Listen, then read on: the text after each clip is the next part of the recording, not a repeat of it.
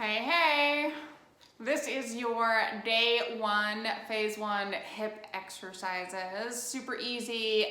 Keep in mind that we're early days, so it's not going to be anything crazy, but I just want to get you moving and give you some specific things to do.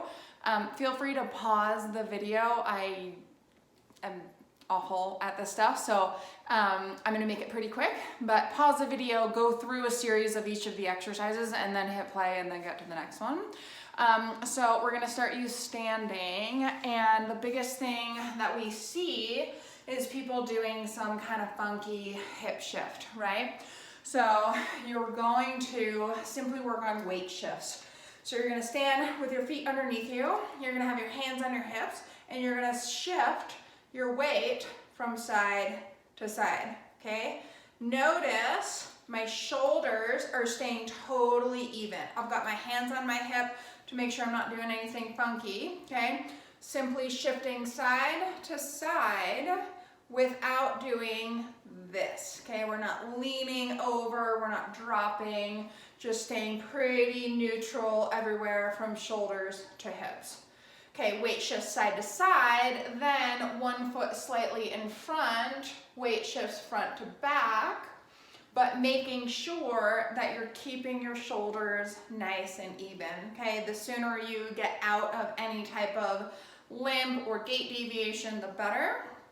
And this is a great way to do it. So one foot in front and then switch, just going front to back. It's really nice to do this in front of the mirror, just to make sure that you're not doing anything funky, okay? Then you're gonna go to balance. You should be able to balance on one foot for at least 30 seconds. Doesn't matter if your ankle is correcting or you're wiggling around a little bit, but hopefully you can get to that 30 seconds on one foot. If it's painful or if you are wiggling too much, feel free to have your other foot on the ground. 90% of the weight on that leg, actually you told me it was your left, so 90% on that left leg. Just trying to get your brain connected to that area, okay? Getting all those nerves to wake up. Then you can start to do some different gait patterns, okay? We do a little high knees. So walking, lifting your knee, I'll give you a side view here. You're just kind of getting that hip to move a little bit. It does not need to be crazy, okay? We're not going all the way up yet, we'll get there. Then you can do a butt kick, so trying to keep your heel high back behind you without doing any leaning forward and also without doing any crazy low back arch, okay? A lot of people will kind of arch their back when we do this, trying to stay nice and neutral, holding your stomach muscles in, kind of staying stable under there. Then you're gonna do some side stepping. So getting into a little bit of a crouch position, traveling, small steps, always keeping your feet kind of underneath you. Make sure you're getting both directions.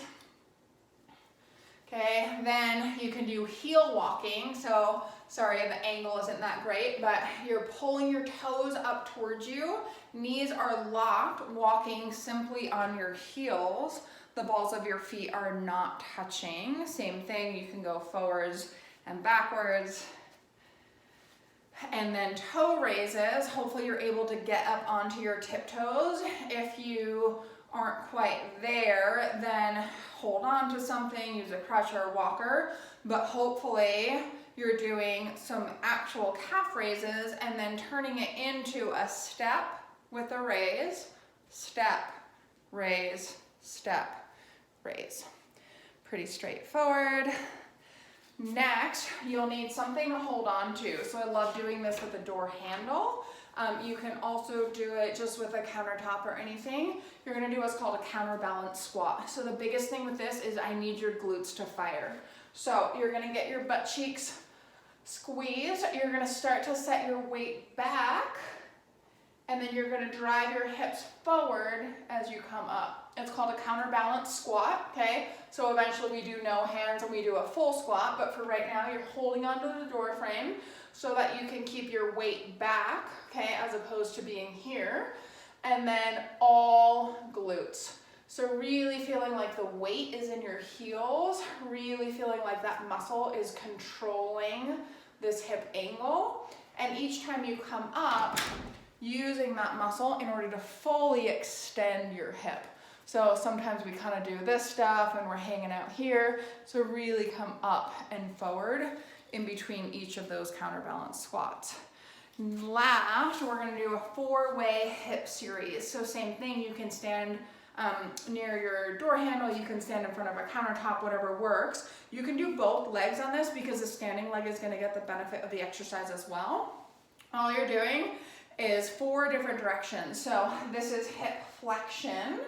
I'm bringing my leg straight out in front of me. And again, we're going baby steps. So nice and easy, nothing too crazy, nothing really big, right? Just starting to get that ball and socket joint moving and getting those muscles woken up. So hip flexion, maybe for 10 or 15. Then hip abduction, your leg is going straight out to the side. Take a look down, make sure your foot isn't turned out or turned in. Your toes should be pointing straight forward. Also, take a look at your side on this one. You don't really want to be doing anything there, okay? We want to save your low back. So front, side, back, just letting your leg come back behind you. Same as the butt kicks, making sure that you're not arching your back too much, just seeing if you can kind of get that glute and that hamstring to fire. And then coming inward, if you feel comfortable, starting to move your leg across midline. So I'll give you a side view here. Your knee stays pretty straight. You're just starting to get that leg moving. And then if you feel pretty good about those, the last option is to have your knee bend and try to rotate your foot inwards and outwards. So this is hip internal rotation and external rotation. Give you a side view here. Your knees stay bent at 90 degrees, okay? And you're just starting to pivot from that leg. Okay, so far so good. If these all feel pretty manageable for you, we're gonna get you a mini telly lunge. So 1 foot about 1.5 foot in front of the other, okay, miniature. Keeping your torso totally vertical, you're gonna start to drop your body straight down, and then you're gonna come back up. Straight down, and then come back up. So I'm moving maybe 6 or 8 inches here. It's not a big motion. It's nothing crazy. You're just starting to get your knees and your ankles to fire. Obviously my back heel is coming up. And then you're just kind of finding that position where you feel like you're starting to turn those muscles on in your hip and everything's comfortable. That's all there is to it. Have fun.